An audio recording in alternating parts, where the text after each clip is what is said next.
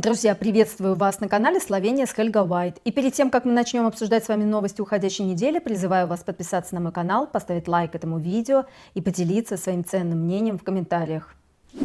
1 сентября в полицию города Новое Место поступил звонок от 14-летней девушки, которая жаловалась на своих родителей, которые отобрали у нее телефон.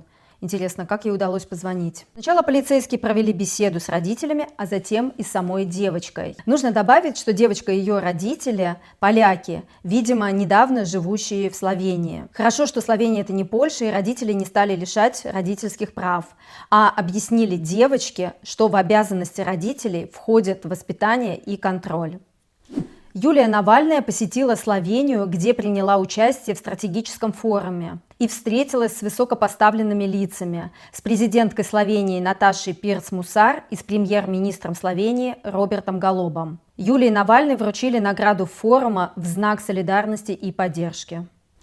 Игроки, делающие ставки на спорт, порой бывают очень агрессивны. Лучшая словенская теннисистка Вероника Эрьявец приняла участие в международном теннисном турнире на берегу Женевского озера и была фавориткой этого турнира, обыграв сильную соперницу из Германии в первом туре. Но, к сожалению, во втором туре проиграла хорватке и выбыла из игры, тем самым привела в ярость игроков, которые делали ставки на ее победу. Разочарованные игроки обрушились проклятиями на бедную спортсменку. Девушка поделилась своим разочарованием с журналистами, сказав, что совсем не этого она ожидала, когда начинала заниматься спортом. Близкие говорили ей: занимайся теннисом, тебе будет весело. Надеюсь, что своим разочарованием и скриншотами угроз она также поделилась с полицией.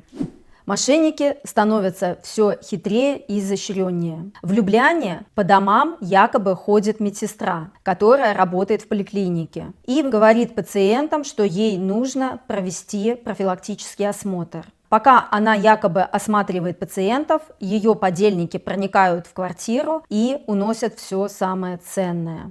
В поликлинике просят пациентов быть бдительными и проверять рабочее удостоверение у так называемых медсестер. Жертвами мошенников обычно становятся пожилые люди.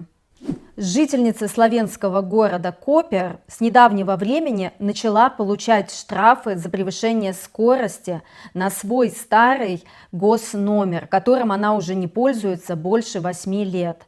Она написала об этом заявление в полицию. А буквально на днях она ехала в пробке и перед собой увидела автомобиль, на котором красовался ее старый госномер. Она тут же позвонила в полицию, но мошенник попытался скрыться. Полицейские ловили его больше часа, и в итоге им удалось его остановить. Водителем автомобиля оказался 53-летний житель города Копра. И, как выяснилось, он не имел действующего водительского удостоверения, а также находился под воздействием запрещенных веществ. Сейчас идут судебные разбирательства, и, видимо, ему самому придется оплачивать все эти штрафы. И в конце традиционно новости погоды от Алисы. Алиса, какая погода будет в Любляне в понедельник? Завтра в Любляне от плюс 18 до плюс 20. Ливень. Спасибо, Алиса. Хорошее слово. Люблю, когда мне его говорят. Друзья, на этом мои новости подошли к концу. Не забывайте, пожалуйста, подписываться на мой канал, ставить лайки и делиться своим ценным мнением в комментариях. Пока-пока. До новых встреч.